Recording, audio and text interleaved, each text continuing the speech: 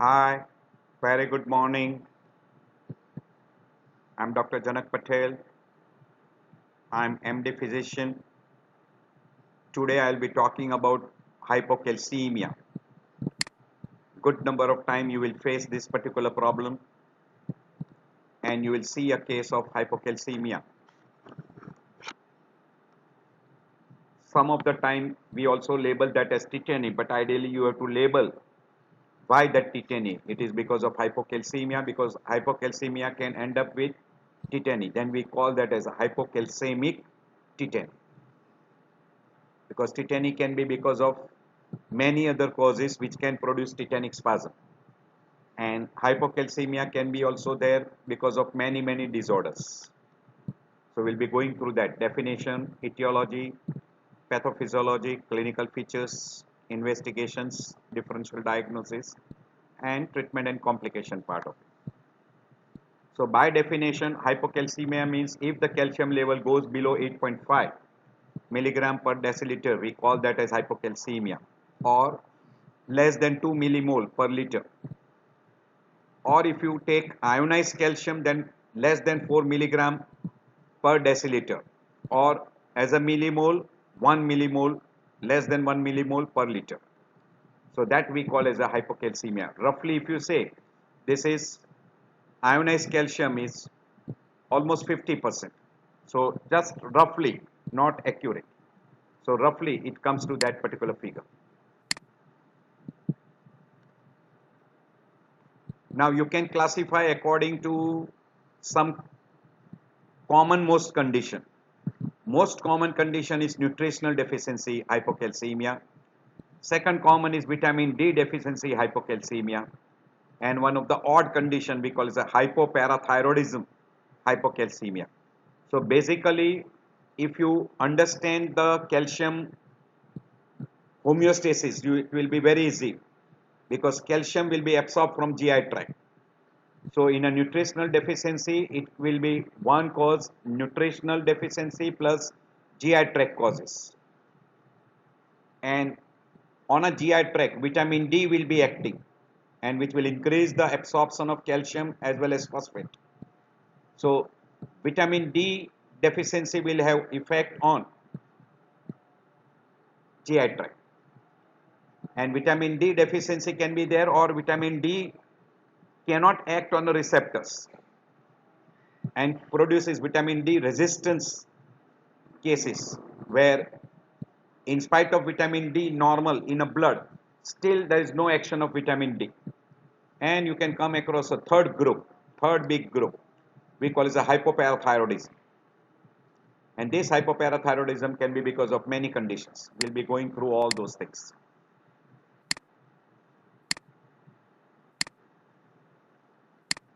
Other way of classifying, we call tetany. So tetany can be classified into latent tetany, manifest tetany, etiological wise, hypocalcemic, then hypomagnesic, metabolic alkalosis producing tetany, milk alkali syndrome, etc. All those you can use. It can be hypocalcemic, it can be hypokalemic tetany, it can be due to hyperkalemia also. Hypomagnesemia is also one of the cause, and alkalosis, mainly metabolic alkalosis. Even in a case of a respiratory alkalosis also you can have. Now if we go through the etiology, one of the cause hypoalbumin will produce ionized calcium level may be normal, but person can develop what we call as a hypocalcemia. Person can have a hypocalcemia, but if albumin level is low in that person, you can have a ionized calcium level low, but total calcium level will be low. So always keep it in mind, if a person who comes to you with a hypocalcemia, total calcium is low, and if ionized calcium comes normal, it may be because of hypoproteinemia, or we call hypoalbuminemia. Hypoparathyroidism can be because of autoimmune, we call it idiopathic. The most common cause is following a thyroid surgery or a parathyroid surgery. We call parathyroidectomy or thyroidectomy, or maybe transient following a parathyroid surgery. We call post-surgical hypoparathyroidism. And once in a while, it can be because of magnesium deficiency, very common in alcoholic person, or even because of the lack of magnesium in diet, person who is on a chronic diuretic therapy, etc., can also have a magnesium deficiency. You can come across one condition we call as a pseudo hypoparathyroidism, or we call Albright syndrome. So in that condition, also person can develop pseudo hypoparathyroidism. Another big group, vitamin D deficiency because of intestinal malabsorption, vitamin D resistance, or because of malnutrition. So these three conditions can produce vitamin D deficiency. Lack of vitamin in diet, vitamin D resistance, or vitamin D is not able to act on the intestine because of malabsorption syndrome. Or even a person who has got chronic liver damage also can have vitamin D deficiency. Even in a person with a renal insufficiency also can have a vitamin D deficiency, chronic renal disease, CKD. And good number of time in an acute pancreatitis, calcium gets bind with other material and can produce hypocalcemia. So these are some of the most common causes which can produce hypocalcemia. Repeating again, hypoparathyroidism, pseudo hypoparathyroidism, vitamin D deficiency, CKD, acute pancreatitis. These are very common in your everyday practice. And there is a very big list. So you can come across hypoparathyroidism and pseudo. Nutritional deficiency of calcium can be because of vitamin D deficiency. Also, if nutritional deficiency is there in a diet of calcium or of vitamin D3. So you can divide into hypoparathyroidism, hypovitaminosis D, and organ dysfunction, particularly CKD and GI malabsorption. And secondary hypoparathyroidism is usually because of CKD, or can be because of chronic GI malabsorption.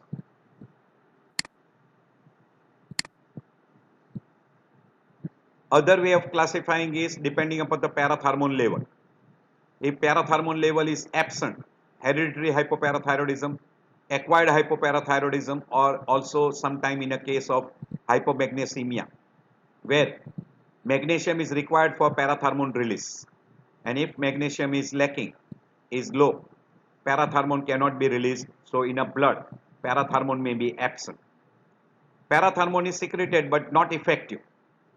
So it is ineffective parathormone. Like classical example, where active vitamin D3 is lacking, dietary intake is less, defective metabolism, anticonvulsant therapy, vitamin D dependent rickets. Active vitamin D3 is ineffective, intestinal malabsorption, and vitamin D ricket type 2 variety. So this will be the condition where parathormone is there but not effective. And you will come across very commonly this particular variety also in case of pseudo hypoparathyroidism, and vitamin D will be low in case of a chronic renal failure. Parathormone is overwhelmed. Severe person with acute hypophosphatemia, osteitis fibrosa cystica after parathyroidectomy, tumor lysis, acute renal failure, rhabdomyolysis, etc., where parathormone level will start going down, and that will be very, very common. Low parathormone level you will come across in a parathyroid agenesis, isolated DiGeorge syndrome. If parathyroid is destroyed by surgery, post-surgical parathyroidectomy, radiation, secondary metastasis by other malignancy, or by infiltration by systemic disease, say like hemosiderosis, hemochromatosis, or parathyroid is destroyed by autoimmune in a patient with what we call as a primary or immune, or we call idiopathic hypoparathyroidism. And also if a person is having hypomagnesemia, they can also have decreased parathyroid production and release. This is as far as vitamin D deficiency is concerned, parathormone resistance syndrome is concerned, and one of the classical example is pseudo hypoparathyroidism, where parathormone level will be normal or high, but parathormone cannot act on a parathormone receptor, and that produces pseudo hypoparathyroidism. There is a parathyroid resistance.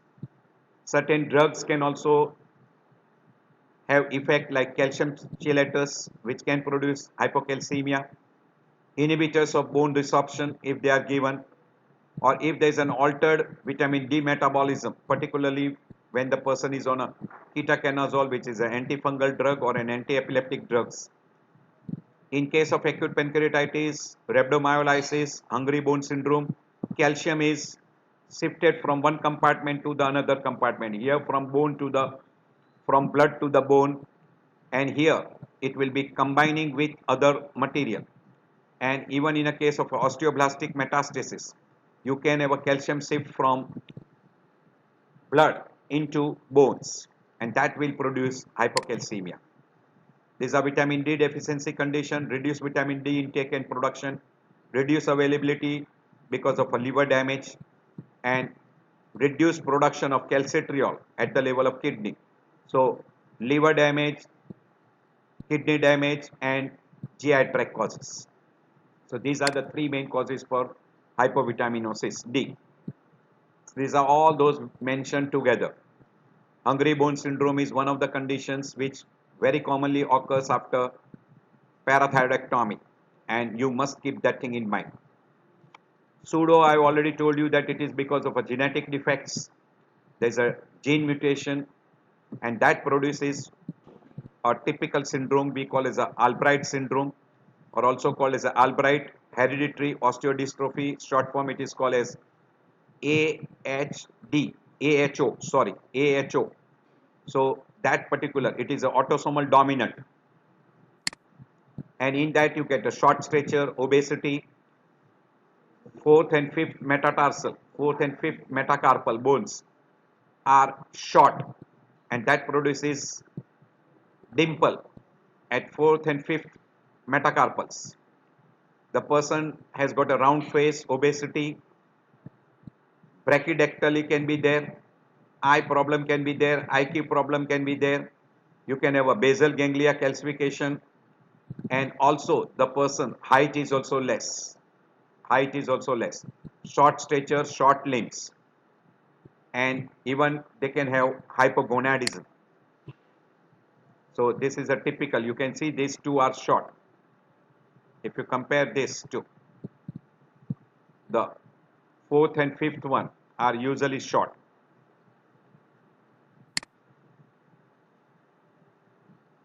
Because of hypocalcemia, there is increased excitability of muscle. There is also increased excitability of what we call as a neuronal tissue, that is neuromuscular junction. And this neuromuscular junction is more excitable than muscle.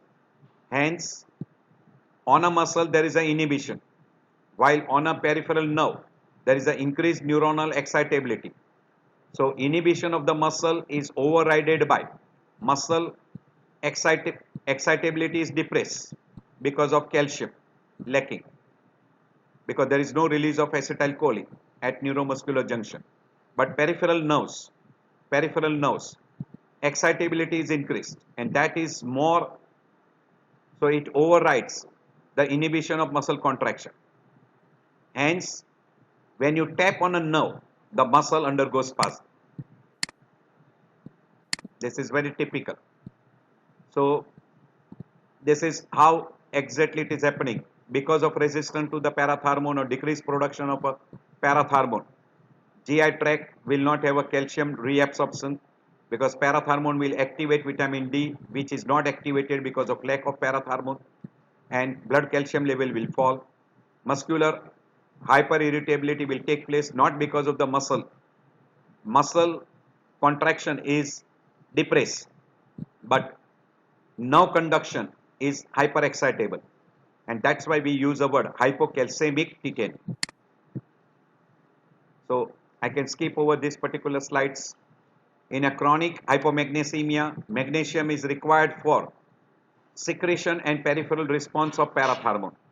And as that is deficient, parathormone cannot act and it will produce hypocalcemia.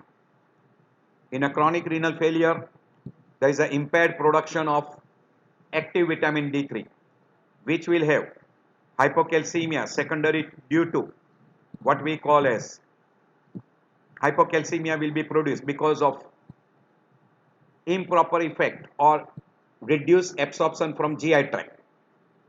But because of hypocalcemia now, the person will have a stimulation of parathyroid gland and you will have a secretion of parathormone. And this we call as a secondary hyperparathyroidism. And this secondary hypoparathyroidism will produce increased calcium reabsorption from bone and shift calcium from bone into blood to compensate hypocalcemia. And simultaneously, the person will have a breakdown of matrix and that will give rise to osteitis fibrosa cystica. This is already we have discussed. So in a hypocalcemia, you will have a neuromuscular irritability. Because of this, the person will also complain of paresthesia. You will have a spasm of bronchial muscles that will produce bronchospasm. Laryngeal muscle will produce a spasm and person can have a difficulty in breathing, suffocating sensation. You can have a laryngeal stridor. You will have a tetanic spasm, particularly carpal spasm. You can have a pedal spasm also. Person can have a seizures. If you tap on the facial nerve below the TM joint, you will have a spasm of the facial muscle on one side. We call Chvostek's sign. If you tie a BP cuff in a forearm and elevate the blood pressure and maintain it for 2 to 5 minutes, more than systolic, 3 to 5 millimeter above systolic, you will have a spasm of the carpal bones, carpal muscles. We call carpal spasm. So this will be Clausius sign. And if you take an ECG, which will show you prolonged QT, all these signs, if they are there, we call manifest variety. So it will depend upon how fast it develops, how severe the hypocalcemia is. So depending upon the onset, acute hypocalcemia, transient hypocalcemia, or person develops a chronic hypocalcemia. So this can be the three groups which are divided depending upon the onset. Acute remains for a short period, we call transient, and which is for a very long period, we call chronic hypocalcemia. So you can have a respiratory finding like laryngospasm, GI tract finding like hyperactive bowel sounds, diarrhea, intestinal cramps.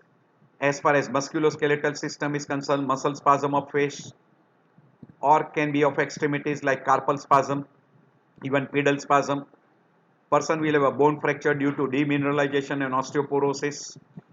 Neurological finding like irritability, mental changes, and person can also have a seizures. At a neuromuscular junction, paresthesia, numbness, tingling, hyperactive deep tendon reflex, tetanic spasms like positive Trozius sign, positive Chvostek signs. Also other signs of hypocalcemia like dry brittle nails, dry hair, bony pains, increased bruising because of the coagulative factor defects, and person can have a seizures also. So if calcium level goes down, he can have a laryngeal stridor, and if it is acute, more prone for laryngeal stridor, tetany, and even convulsions. Paresthesia and lips, paresthesia of lips and extremities are very common, particularly with a marginal decrease in the calcium level. So tingling numbness is an early finding of hypocalcemia. Muscle cramps and spasm will take place. Trozius sign and Chvostek sign will be demonstrable in early stages. But once the person has got a severe hypocalcemia, he will have laryngeal spasm, tetanic spasm will be present.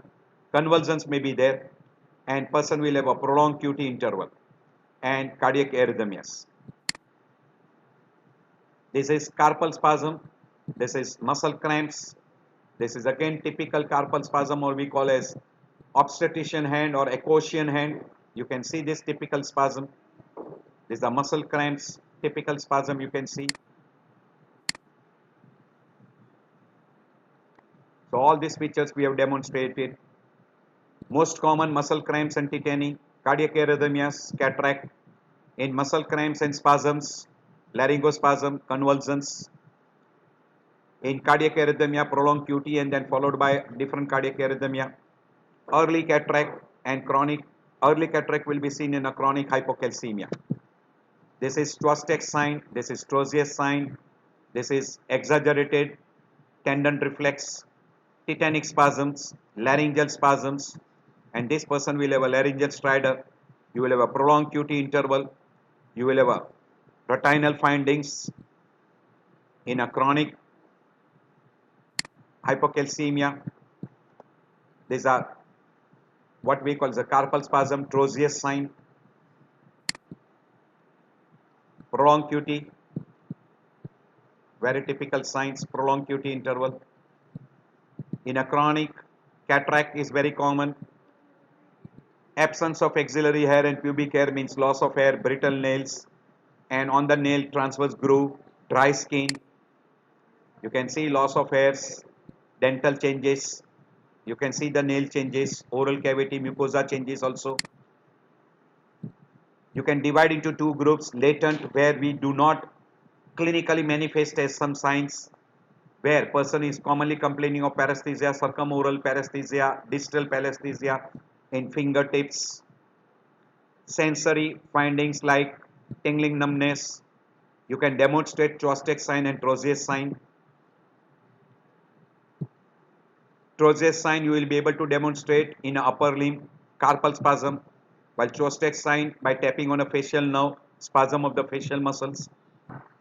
And if there is already carpopedal spasm, you don't have to demonstrate Chvostek's sign and Troisier's sign. Those we call as a manifest variety. And in CVS, you will have a bradycardia, congestive heart failure. You will have a persistent laryngeal spasm, stridor, and person will complain of severe dyspnea, and person can have a even respiratory distress. In CNS, person can have convulsions, we call seizures, and we call full-blown tetany manifestation. So these are carpopedal spasm. These are carpal spasm. You can have a pedal spasm in a foot also. It is also called as an obstetrician hand or Ecosier hand. Laryngeal stridor, convulsions, intestinal spasm, bronchospasm, etc. are also finding. They describe as cats go numb. C for convulsions, A for arrhythmia, T for tetany. And goes numb, that is numbness, paresthesia in hand, feet, around the mouth and lips. This is called cats go numb. You can remember that way, or individually it is very easy to remember. Person can have a CNS finding, peripheral findings, tetany, cardiovascular system, those are affected. So you can remember system wise, it will be a better way to remember. This is typical Chvostek's sign. You tap on the facial nerve just below the TM joint, you will get a spasm of the facial muscle that we call as a Chvostek's sign. You raise the BP cuff. In a BP cuff, pressure above systolic and maintain it for 3 to 5 minutes. You will get a carpopedal spasm, that is flexion at wrist, flexion at metacarpophalangeal joint, extension at interphalangeal joints, and adduction of the thumb and adduction of finger. Even because of a lack of calcium, you can have osteoporosis and you can have fractures. These are in short findings, CNS, cardiovascular and musculoskeletal finding because of hypocalcemia. When you want to approach in a person with a hypocalcemia, you have to mainly differentiate between a true hypocalcemia from pseudo hypocalcemia. In a true hypocalcemia, always try to find out the albumin level. In a true hypocalcemia, person albumin level will be normal. Now in this particular person, if magnesium level is low, correct the magnesium level, person will reverse back. All the finding of tetany, etc. will be reversing back. While in a person whose magnesium level is low, look at the phosphate. If the phosphate level is high, think in terms of a parathyroid disorder. So look for paratharmon. If paratharmon is low, chances of hypoparathyroidism and hungry bone syndrome is very likely. While if the paratharmon level is high, think in terms of a pseudo hypoparathyroidism and chronic renal failure. Chronic renal failure, particularly what we call as secondary to kidney disorders. Secondary to kidney disorders. So in that particular condition, you will get secondary hyperparathyroidism. But person will also have a hypocalcemia because of the calcium is lost in urine. And person will have bone changes where you will have a lot of osteolytic areas. We call osteitis fibrosa cystica, and that will be very common with a chronic renal failure. You will have a secondary hyperparathyroidism and tertiary hyperparathyroidism that you will come across very frequently in a renal failure. But if phosphate level is low, then correct the causes of hypophosphatemia, and one of the most common cause is because of vitamin D deficiency. So you will have to look at the level of the vitamin D and try to correct that. In a case of a pseudo hypocalcemia, consider MRI contrast agents and try to find out the cause of hypocalcemia. And if the albumin level is low, correct the albumin, ionized calcium level will come back. So hypocalcemia you can approach by another way, means simultaneously you look at what we call as a phosphate level, paratharmon level and calcium level together, urinary calcium level.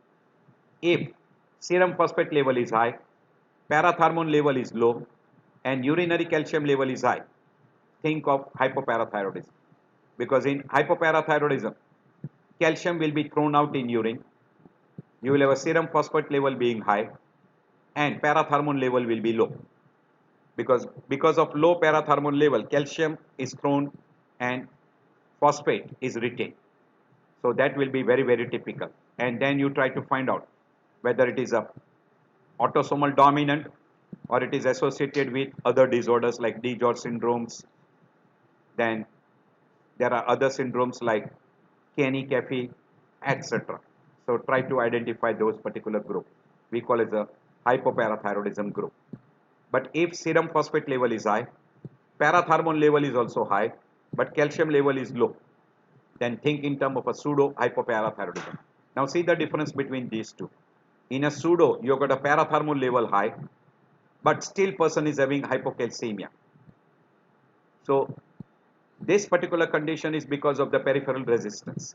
You can have Albright syndrome with type 1, type 2 variety, and this is with type 1 and C variety. So there are two groups again in Albright. We don't go into that detail. But suppose if your serum phosphate level is low, calcium level is also low, and paratharmon level is high, then think of vitamin D deficiency and or vitamin D resistance variety. So this becomes a very simple way to differentiate in a hypocalcemia the most common causes of hypocalcemia. So hypocalcemia will be a common finding. If paratharmon level is low, think in terms of hypoparathyroidism. If paratharmon level is high, vitamin D deficiency or pseudo hypoparathyroidism. Now to differentiate between vitamin D causes, you have to look at what we call as urinary calcium and phosphate levels. If phosphate level is high, it is more in favor of a pseudo hypoparathyroidism. And if phosphate level and calcium level both are low, then think in terms of vitamin D deficiency or vitamin D resistant group of disorders. So I've already discussed what we have mentioned before. Paratharmon level wise you can go, serum albumin level wise you can go, because if the serum albumin level is normal and still person has got hypocalcemia, it is true, And if the person has got hypoproteinemia, that will be producing false hypocalcemia. So in investigation, very simple: total calcium and ionized calcium, magnesium level, phosphate level, parathermone level, vitamin D metabolite level can be done. You can be benefited by doing urine sodium, urine calcium, urinary phosphates, etc. to find out a difference between pseudo hypoparathyroidism, and if you want to find out the difference between uh, hypoparathyroidism. Vitamin D metabolites level will help you to identify vitamin D disorders. Chest X-ray, ankle and wrist X-ray to find out the bone pathophysiology. ECG will show you a prolonged QT, and MRI to see the parathyroid gland disorders. So this will be all the conditions which you can look for by doing this investigation. So big list: calcium, total calcium, ionized calcium, magnesium level, because hypomagnesemia can also produce hypoparathyroidism. Blood urea creatinine to rule out the CKD, amylase and lipase to rule out acute pancreatitis, protein to find out the true and false hypocalcemia. Serum electrolyte may be helpful in some condition, particularly CKD groups and magnesium particularly. Parathermone assay will tell you regarding true hypoparathyroidism or pseudo hypoparathyroidism. Vitamin D metabolites will give you an idea regarding vitamin D disorders. So all those conditions you can identify by doing all those investigations. Now mainly you will have to differentiate hypocalcemia from hypomagnesemia, alkalosis and potassium imbalance, because all these conditions can produce tetany. So you will have to identify it is because of hypocalcemia, or it is because of hypomagnesemia, or because of metabolic acidosis or potassium imbalance. For that you will have to do acid ABG, you will have to do magnesium level, and you will have to look at the electrolytes, that is potassium. You will have to look at potassium also. So that will be the thing which will help you to differentiate all those conditions. Management wise, it will depend upon the underlying cause and severity. Administration of the calcium alone is the only transiently effective, because temporarily you are replacing calcium. Mild asymptomatic case, usually you can treat by dietary calcium. But if the person is symptomatic and there is a severe hypocalcemia producing laryngeal spasm, bronchospasm, person is having manifest tetany, then it has to be treated immediately, means by parenteral treatment. So it will depend upon rapidity, severity and associated complications. So with severe and symptomatic case, IV calcium gluconate, and asymptomatic case, oral calcium carbonate plus vitamin D, base standard treatment.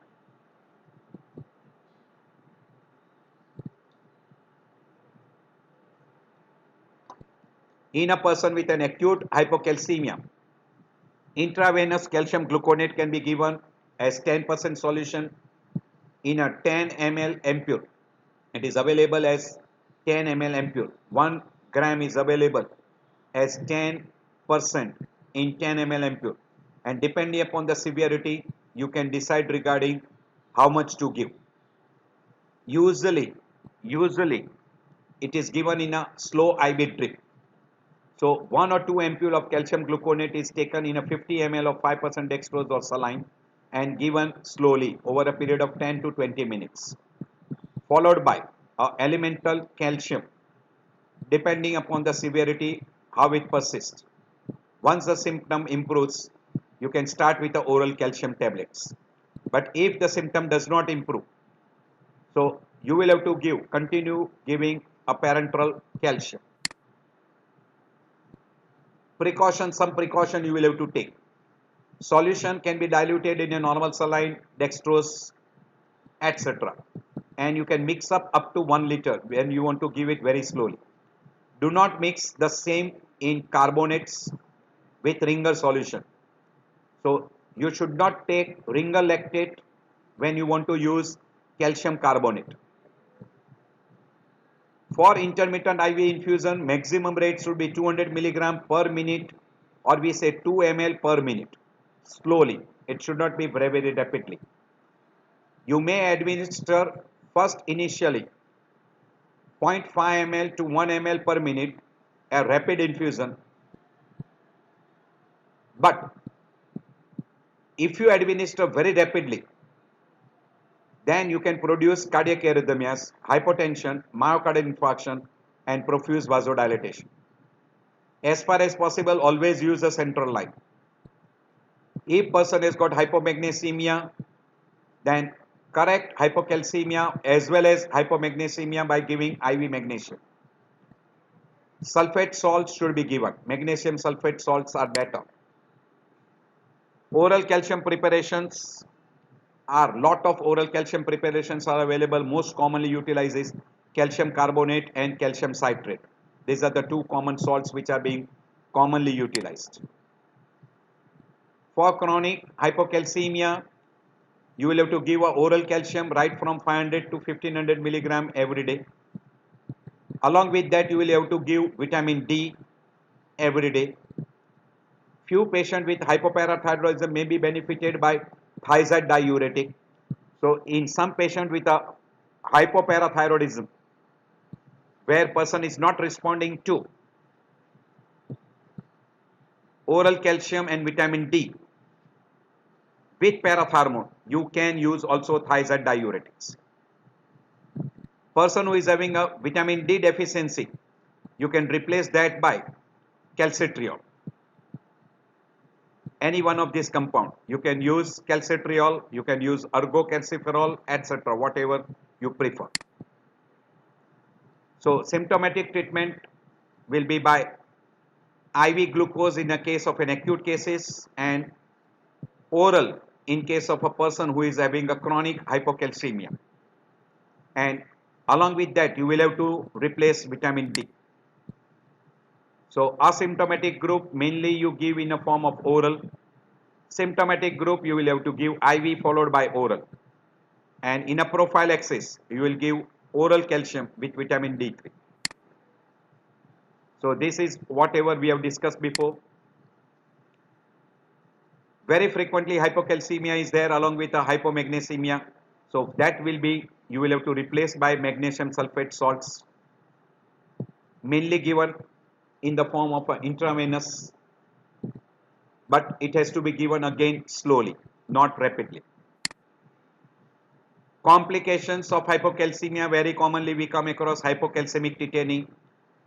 If the person has got a very severe hypocalcemia, he can get seizures. In a full-blown hypocalcemic tetany, you will get laryngospasm, bronchospasm, severe hypoxia, and person can develop severe respiratory distress. Along with hypocalcemia, person will have osteoporosis and fracture bones are very common.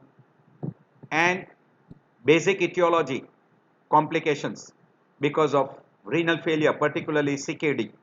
You will have a complication of CKD. And because of hypocalcemia, you will have a effect on cardiovascular system like cardiac arrhythmia secondary due to prolonged QT interval. And one of the worst outcome is person can die because of cardiac arrhythmia and because of the respiratory distress. These are the common complications because of hypocalcemia. I end my lecture here. We'll have a short lecture of tetany next time. Hope this will be very helpful to you. You can have a short note in your theory exam and you will see good number of time person with tetany, and you will have to differentiate hypocalcemic tetany from other conditions which produces tetany also. So you must be able to identify those groups.